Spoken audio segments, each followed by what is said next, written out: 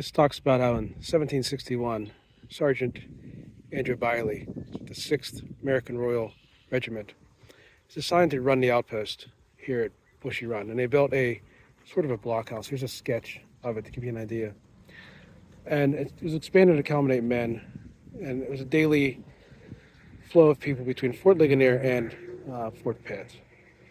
So you had to have good relations with the Native American tribes here. Many of them were peaceful. 1763, party of Pigou Indians appeared at the station, warning Biley and a family that the soldiers stationed there to quit the place, or they would be killed in 4 days.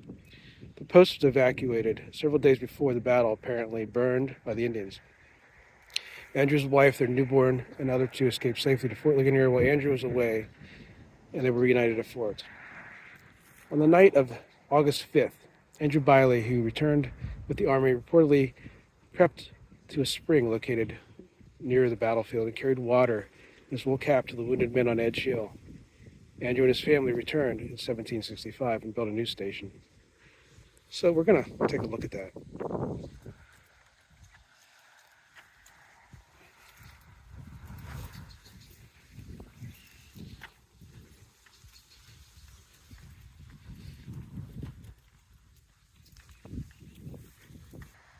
Here's the memorial to the Battle Bushy Run. It talks about the Delaware, Mohican, Miami, Ottawa, Seneca, Shawnee, Windot. I don't remember the men who fought and died here.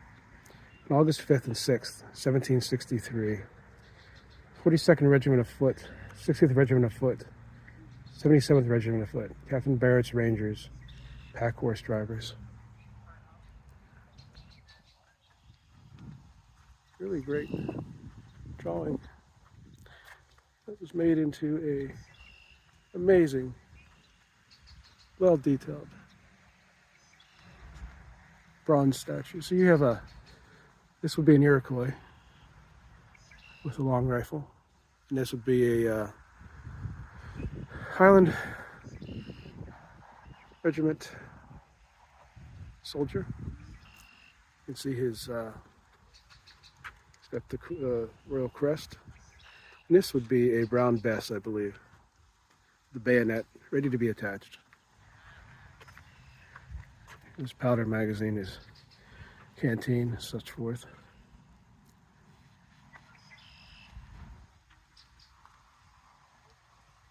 I'll take a moment and take that in. I'm here at Bushy Run Battlefield, and this is another one. It's not too far from me. Later on, 1763, Fort Duquesne has been captured. It's now Fort Pitt, and the French are pretty much kicked out of the area for the most part. There's other battles in other places. You have this time frame from the siege of Detroit, all these different battles. June 2nd, Fort Ligonier is attacked, and you're starting to have Pontiac's rebellion. Pontiac, there was a chief that believed that they could get all the white men out of the area, and they kind of had this belief that they were going to get rid of all trade and everything. So what happened here, I just documented some of this for history, because it really wasn't. The uprising reached Jeffrey Amherst, ordered Colonel Henry Bouquet to Fort Pitt to lift the siege, because Fort Pitt was under siege. They were running out of munitions. You see right here what Bouquet did, which is really smart. Up until this point, they've been using wagons. He says, you know, we have pack mules, we got horses, we got all this. Put them on there. They don't want to be like the other generals in the past. Forbes was smart about it, but Braddock, it wasn't. So he had it where, hey, if I need to turn around, I can just turn these horses around.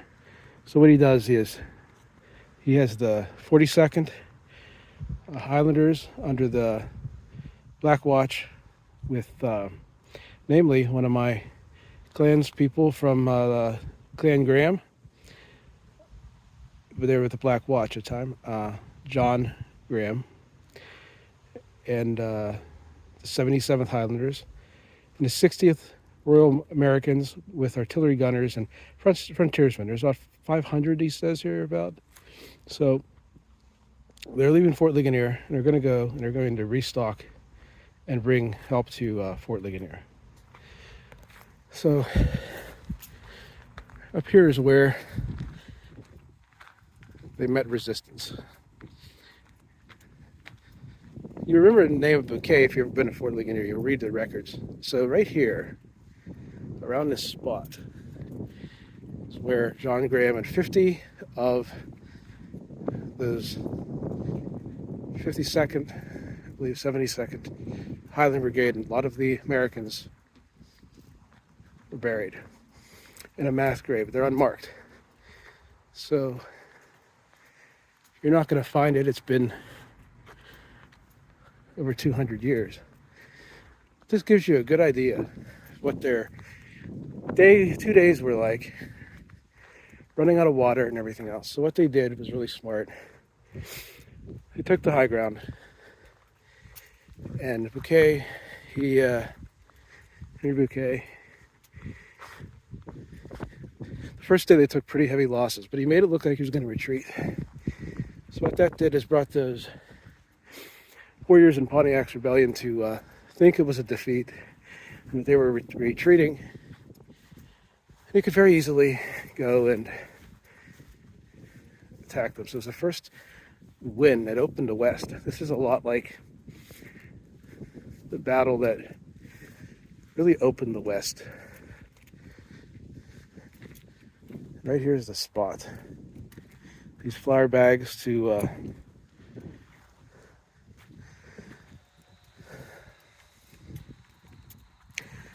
we took on the hill. There we encircled the hole and covered the wounded with flour bags. August 6th, 1763. Sacked flour bags to protect the wounded and move pack animals and supplies into a natural ravine. The rest of the men were posted in defense positions to brow the hill to pulse the attack. An officer in a battle wrote, "In an American campaign, everything is terrible. The face of the country, the climate, the enemy. There's no refreshment for the healthy, nor relief for the sick. A vast, inhospitable desert, unsafe, treacherous surrounds them, where victories are not decisive, but defeats and ruinous, as simple as death, at least misfortune, which can capture them all." Here you have the plans, the battlefield. So we're going to look at this. Take a moment. Here's a good reference of the hill and how it was protected. Ligonier Blue Rock placed Commonwealth, Pennsylvania to mark the site of the flour bag fort during the Battle of Bushy Run.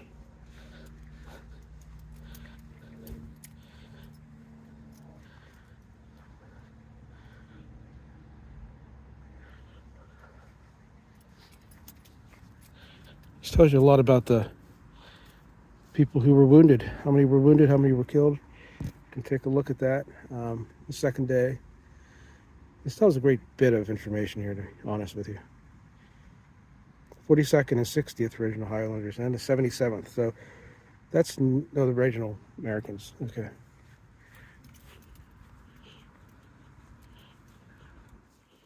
You're 26 miles from Fort Pitt. This tells you the story of it. If you want to pause any of this, feel free to.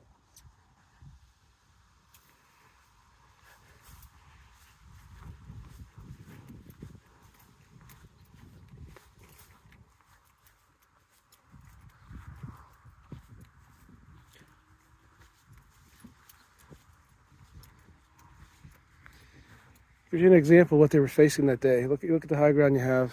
This would all have been woods. It wouldn't have been a field.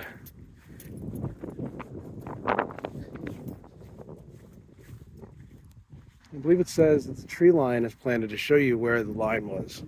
So it gives you an idea of where they were firing from, where the wounded were, where they were firing down at. You can't see a lot from up here. You cannot see a lot. And from below you can't either, which gives them a lot of advantage.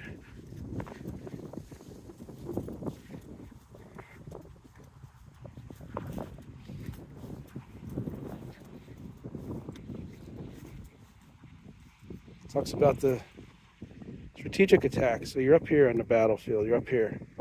You're looking at, you're surrounded. And on the 6th, Edge Hill, which is exactly what I was looking for, because Edge Hill was saying exactly where the 1 gram was buried at.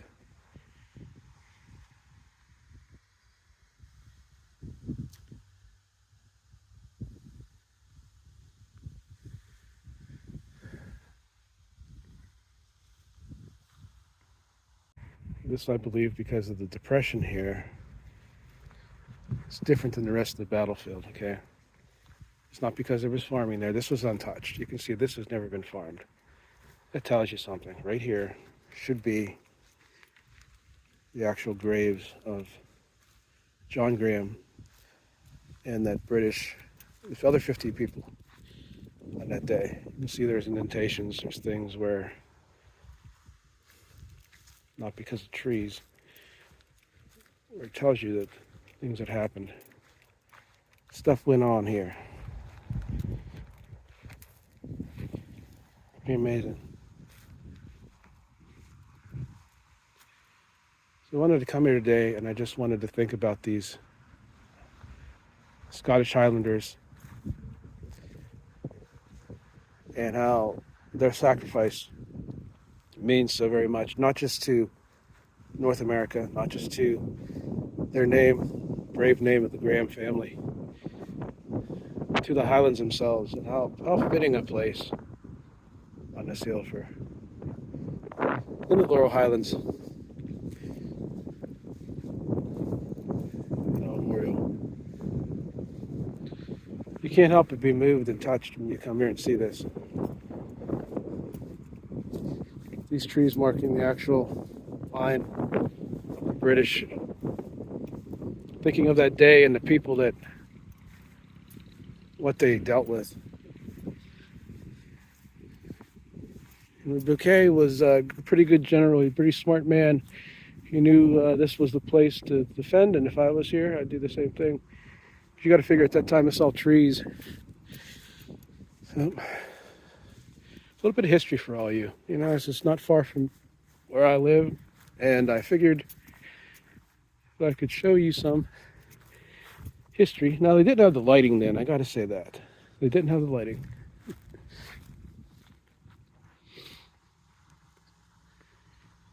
American flag, a Pennsylvania flag, and of course the POW MIA flag. So that's so fitting too, because these guys were unmarked graves.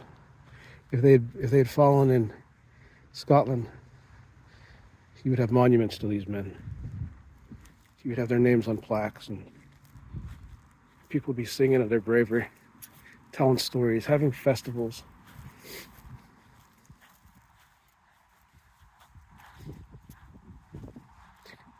Let's take a walk down this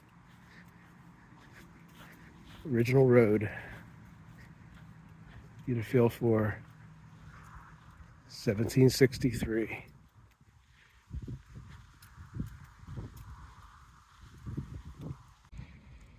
I was looking through recent documents and looking at this Battle of Bushy Run.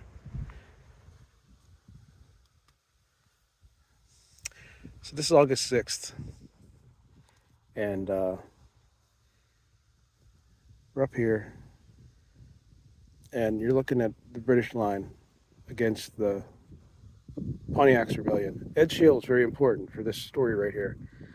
It tells you of how the morning of August 6th brought new attacks from the natives.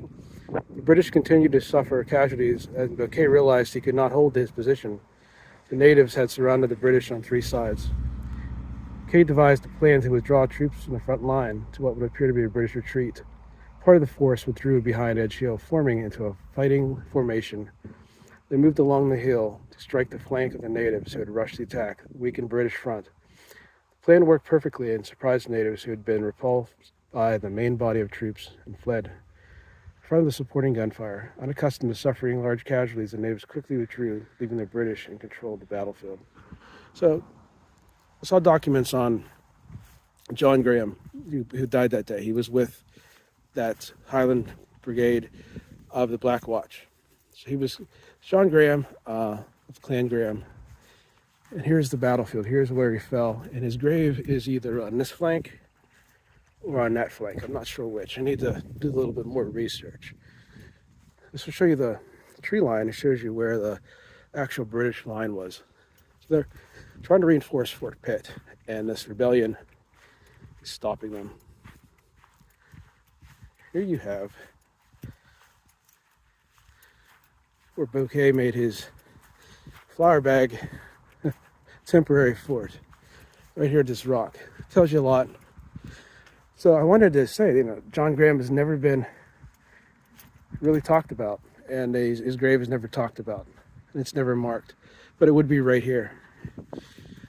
And I wanted to give him the honor that he rightfully deserves.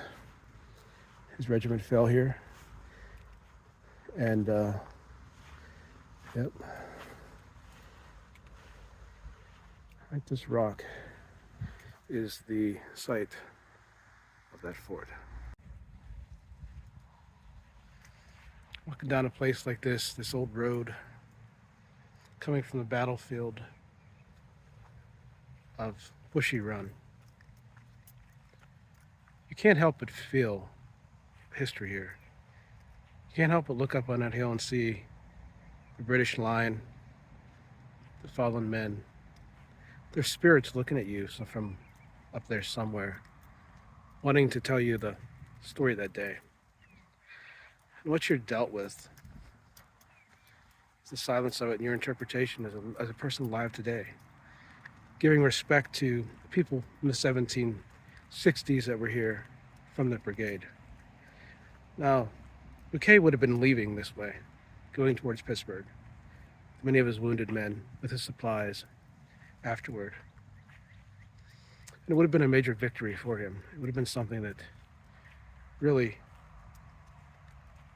made him realize that what happened to Braddock could be dealt with. Like, you can't deal with these people you're fighting that are reinforcing the French, that have their own agenda.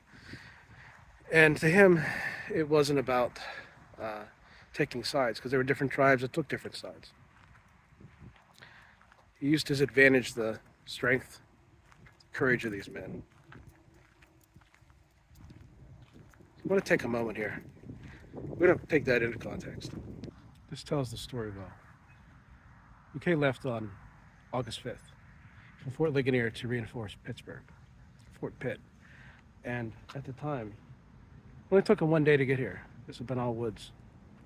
All this was woods. And we're going to walk to the battlefield. When I take a moment and think about just how many trees were around at that time, how forest this was, we can all take that moment and try to experience exactly what Bushy Run battlefield is.